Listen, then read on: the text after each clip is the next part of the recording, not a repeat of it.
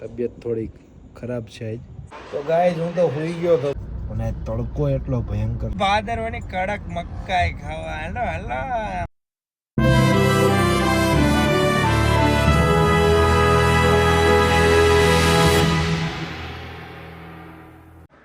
શુભ પ્રભાત, good morning, શુભ સવાર અને જય શ્રી કૃષ્ણ. બધાનું સ્વાગત છે આજના બ્લોગમાં. નાનકડું એવું ખીલ થઈ ગયું છે પણ બહુ દુખે છે. જાગીને થઈ ગયા છે મસ્ત મસ્ત રેડી. કાલનો બ્લોગ તમે જોયો છે ડાયરાનો. ઘણા સમય પછી હું ડાયરાની મહેફિલમાં એકવાર ફરીથી જોવા મળ્યો છું. ધીરે ધીરે તમને જોવા મળીશ બધે, પણ થોડીક રાહ જોવાની છે. કાંઈક નવું આવી રહ્યું છે, કાંઈક અલગ આવી રહ્યું છે. જૂનો અંદાજ છોડીને ગાલભાઈ કંઈક તમારી સમક્ષ નવા અંદાજમાં આવી રહ્યા છે. તો જાગીને થઈ ગયા છે રેડી. જવું છે હવે ગામમાં, 2-4 કામ પતાવવા, 2-4 વસ્તુ હજી આજના દિવસમાં કરવાની છે. તો સારું, ચાલો આમનામ સપોર્ટ કરતા રહેજો અને જલ્દી મળીએ છીએ આપણે આગળ. ગાઈઝ રખડી ભાટકીને આવી ગયા છે. બ્લોગ ઉતારતા ભૂલાઈ ગયો ને. સાથે છે બ્લેઝર વાળા અમારી. તને ખબર છે તારે પેટ્રોલ બહુ વધી ગયા પૈસા, તું બંધ કરી દે એમ. તારે ફોન આવતા હોય ફોન નહીં ઉપાડવાના. ભાઈનો વ્લોગ શરૂ હોય ને ત્યાં લગી કહી દઉં છું. અને પાછો રાતે આવી જાય, આપણે જવાનું છે વેસુ બાજુ. તો મળીએ ગાઈઝ પાછા વેસુમાં. ઓકે. તો ગાઈઝ હું તો સુઈ ગયો હતો બપોર વચ્ચે થાકી. બાકી મારા વ્લોગ ન વગાડેલો એનો કોપીરાઈટ આવે. ખબર તમને ખબર પડે જ નથી પડતી. એવડો મોટો એમને થઈ ગયો. મારી લાઈન નહીં ને. આયરે કોણ છે? જો કુણાલભાઈ ફોટોગ્રાફર અને આકાશભાઈ ને તો હું નવરાય જ છે મારી જેમ. હાવ અમારી બેન કંઈ કામ છે નહીં બીજું. સીધા સપના મસ્ત નીંદર થઈ ગઈ છે. હવે પાછું કામકાજ પતાવવા જવાનું છે. હમણાં મોટું બોટું ધોઈ લો પાછું રેડી થઈ જાય મારું. એને ગાઈસ ક્યારના આવીને બેઠા છીએ. કામકાજ બતાવવા થાકી ગયા તો આમથી આમ થોડી આકાશ અમારો ગયો છે લેવા હતું અંદર સામાન થોડો. હવે સામાન લઈને ક્યારે આવે કોને ખબર. કલાક થયા તો હું બેઠો હું.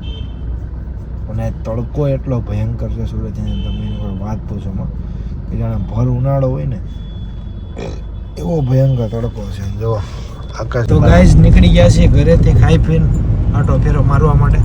હાઈ રહે છે અમારી લાઇટવાળી ગાડીમાં. શરદભાઈની લાઇટવાળી ગાડીમાં નીકળી ગયા છે.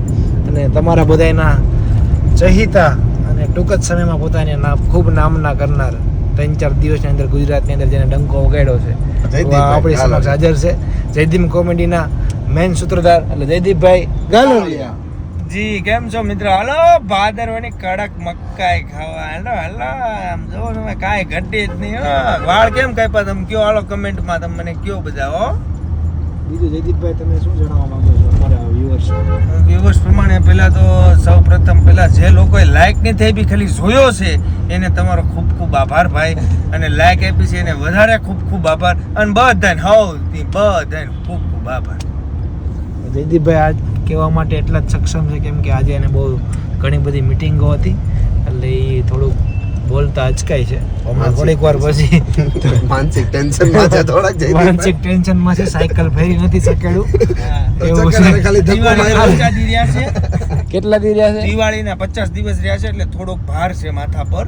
એટલે થોડું આપણે એમ થાય છે પણ એ બધું થઈ જશે. આજ નહીં તો કાલે. જયદીપભાઈનું માનસિક સંતુલન ઠીક થાય પછી આપણે પાછા જયદીપભાઈ ખીલે.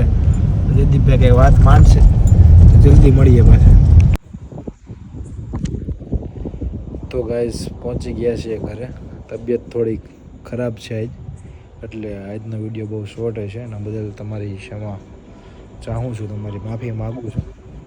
મને ખબર છે કે તમને નાના વિડીયો નથી ગમતા, તમને કંઈક અલગ જોઈ છે, પણ 2-3 કામ એવા અટવાઈ ગયેલા છે કે એને પૂરા કરવા પહેલાં ખૂબ જરૂરી છે. ત્યાં સુધી તમે મારો સાથ સહકાર આપશો એવી આશા અને અપેક્ષા બંને રાખું છું તમારી પાસે કે તમે મને હરેક હાલમાં સપોર્ટ કરો. હરેક હાલમાં થોડાક દિવસ ખાલી તમે મને સપોર્ટ કરીને જુઓ, પછી કાંઈક અલગ લાવીશ, એવું જોરદાર લાવીશ ને તમારા માટે કે તમે એકવાર કહો કે ના ગાલબા જેટલી રાહ જોવડાવીને એનાથી કાંઈક તમે અલગ જ કરીને કંઈક બતાવ્યું છે, કંઈક બેસ્ટ કરીને બતાવ્યું છે. તો બસ એવી આશા રાખું કે તમે અત્યારે મારા વ્લોગને થોડાક આમ તેમ જુઓ કે એવી એક વાત છે ને કે આજે એક મસ્ત કવિતા, નાની શાયરી, છંદસ જેવું તમને સંભળાવું કે ગિલાસો મેં જો ડૂબે वो फिर ना उभरे जिंदगानी में, કે આજનો યુવા વર્ગ જે નશાની રાહે જઈ રહ્યો છે, ખોટા કામની રાહે જઈ રહ્યો છે, કે એને એમ છે કે નશો જ એક દુનિયા છે, કે નશો જ કંઈક અલગ વસ્તુ છે, એની માટે આ સાંભળવા જેવી લાઈન છે કે ગિલાસો મેં જો ડૂબે वो फिर ना उभरे जिंदगानी में, हजारों बह गए इस बंद बोतलों के पानी में, और ये शराब का प्याला तो मौत का प्याला है मेरे दोस्त, छिपा है जाम शरबत में और लिखी है आग पानी में. મારું બસ ખાલી તમને એટલું જ કહેવાનું કે મહેનત કરો. કોઈ પણ વસ્તુના કોઈ પણ પ્રકારના શોર્ટકટ નથી. શોર્ટકટની રાહે તમે ન જાઓ એવી આશા અને અપેક્ષા રાખું તમારી પાસે, કે તમે ખાલી મહેનત કરીને એકવાર જુઓ કે એ પછી જે તમને આમ શાંતિથી સુકૂનવાળી નીંદર આવશે ને, એ કંઈક મારા ભાઈ અલગ જ આવશે. તો તમે આ ખોટા રસ્તે ન ચડો. મારા ચાહકો જેટલા છે, મારા મિત્રો જેટલા છે, મારા ફોલોવર જેટલા છે, મને જેટલા સબસ્ક્રાઈબ કરે છે, મારું મિત્ર ગુપ્ત સર્કલ, એને એટલી જ વિનંતી કે જાણું છું કે સુરતમાં છે મંદીનો માહોલ એટલો બધો કે બધાને તકલીફ પડે છે, નાનાથી લઈને મોટા માણસો સુધી.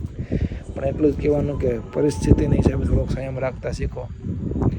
2-4 દિવસ નબળા હોય મારા દોસ્ત, જિંદગી કોઈ દી નબળી ન હોય. બસ થોડીક રાહ જુઓ, મહેનત કરો અને પરિસ્થિતિને સામે બાથ મિલાવીને ટક્કર આપો. તો સારું, ચાલો, ગુડ નાઇટ અને જય શ્રી રામ.